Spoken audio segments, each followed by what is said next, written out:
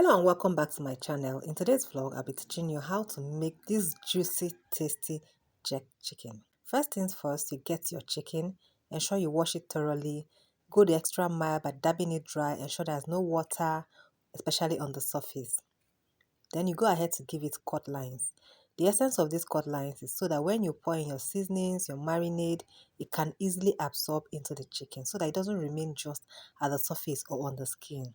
It can penetrate into the chicken and give it a very beautiful taste.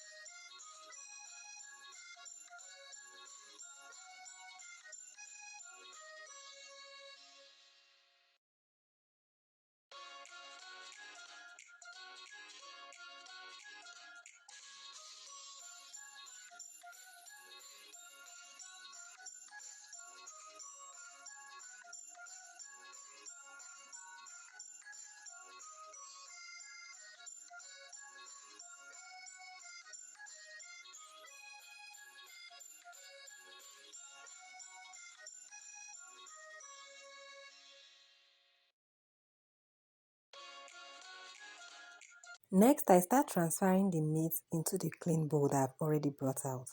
This is after I must have given it cut lines. Ensure you give all the meat its cut lines. I go ahead to add my herbs and seasoning. Salt, thyme, rosemary, bay leaves, bouillon cubes, chicken seasoning.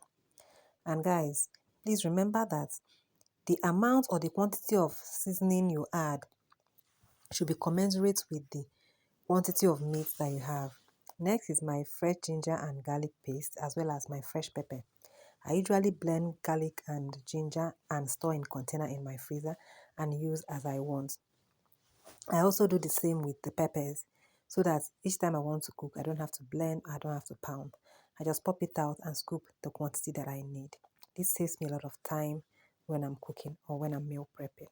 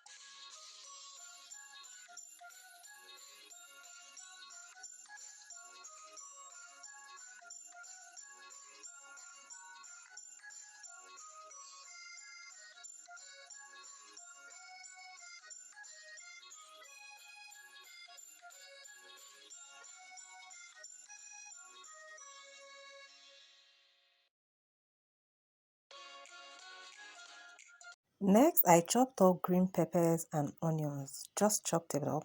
After that, I'm going to add my mayonnaise. I add mayonnaise to my meat whenever I want to marinate it. I just love it. It helps to tenderize it the more. Yes, I love to add mayonnaise in my meat. It's left for you to do whatever you want. However, I'm showing you this is how I do my meat, and this process that I use, I do not have to boil the meat again. So I've added my chopped onions and chopped green peppers into it. I love the flavor the green pepper usually gives. It has a very unique flavor, and that's why I don't like to miss it out whenever I'm adding. Either I add green pepper or spring onions. They give a very nice aroma to your meat. And if you try this, I bet you're going to love it. Next is my soy sauce. Just add a little bit because all these things enhance flavor as well. Then I wear my gloves and I start to massage the meat with the seasonings. Ensure it gets every part of it. Make sure you turn it thoroughly. Make sure you massage the meat. Ensure it is completely coated, every part of it.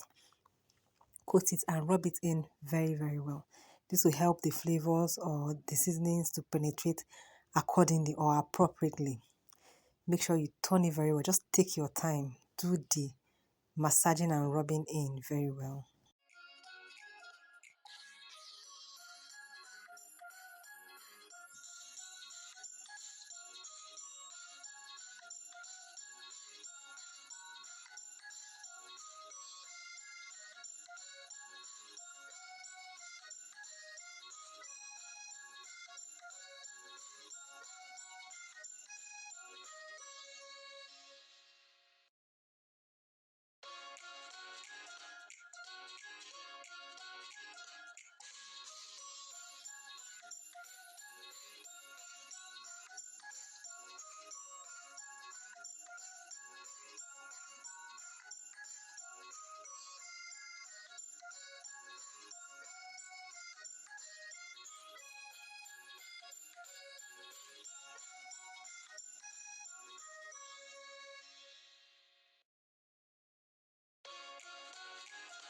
A quick reminder, don't forget to subscribe. Also hit the notification bell to get notified each time I post a new video. Also like and share this video and ask your questions in the comment section. If you don't have a cling film, you can alternate it with a foiled paper, aluminum foil. Just cover it and I pop it into my fridge or freezer.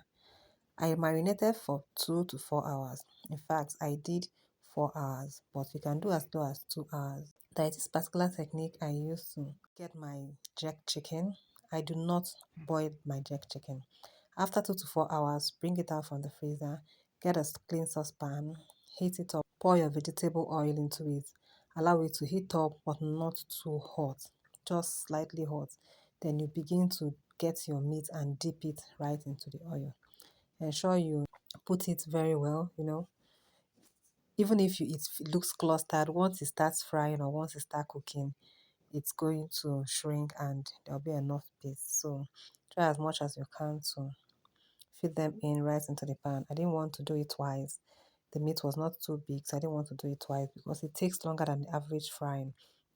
It takes up to 15 minutes or even more, sometimes 20 to 25 minutes, depending on the intensity of your flame. I don't like using very high heat. I just do it on medium heat and allow it to cook fry. I do not cook this. It is going to cook in this oil and the outcome is usually very tender, juicy, and very tasty. If you try this method of getting your chicken done, you're going to love it. You wouldn't go back to the conventional method of boiling before frying. You can turn it around every 10 to 15 minutes depending on how big your meat is. So allow the other side to also cook fry, and when it is ready you will know. You fry until it is golden brown, and guys, this meat tastes delicious. If you use this method to prep your chicken, I bet you won't go back to the conventional method of cooking then you now start frying. Just ensure you season your meat very well and marinate. After that, you fry it. I also like to say something. If you know you use, for instance, 2 seasoning cubes for this amount of meat to cook it before you start frying it, if you want to marinate, divide it by 2. Use 1. The essence is that if you are cooking it, it's going to be dipped in water and it will dilute it. But here, you're frying it straight. So there is no chicken broth. All the seasoning goes right into the meat. It was very juicy and delicious. Guys, you can pair it with your rice. I paired mine with my jollof rice. This meat is amazing. Don't forget to subscribe.